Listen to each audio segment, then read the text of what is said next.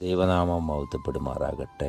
ജീവിതത്തിൻ്റെ പല സാഹചര്യങ്ങൾ കൊണ്ടും ബുദ്ധിമുട്ടുകൾ കൊണ്ടുമൊക്കെയും നമ്മുടെ ഹൃദയം കഠിനമായ അവസ്ഥയുണ്ടാകാം. നീരസപ്പെട്ടും നിരാശപ്പെട്ടും ഇരിക്കുന്ന അവസ്ഥകളും ഉണ്ടാകാം.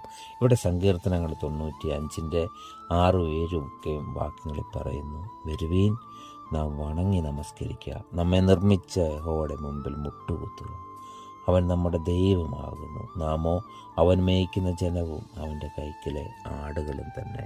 കർത്താവിൽ പ്രിയരെ, നമ്മളുടെ ഉടയവനായ ദൈവത്തെങ്കിലേക്ക് മടങ്ങി വരുവാനുള്ള ഒരു ക്ഷണമാണിന്ന് കർത്താവ് നമുക്ക് തരുന്നത്. നാം കർത്താവിൻ്റെ മക്കളാകുന്നു. കർത്താവ് നമ്മളെ നയിക്കുന്നു. നാമോ അവൻ മേയ്ക്കുന്ന ജനവും അവൻ്റെ കൈക്കിലെ ആടുകളും തന്നെയാണ്. അതുകൊണ്ട് നമ്മുടെ ഹൃദയം കഠിനമാക്കാതെ, മനസ്സ് വിഷമിപ്പിക്കാതെ കർത്താവിൻ്റെ മുമ്പിൽ മുട്ടുകുത്താം. ദൈവം നമ്മെ അനുഗ്രഹിക്കട്ടെ. ആമേൻ.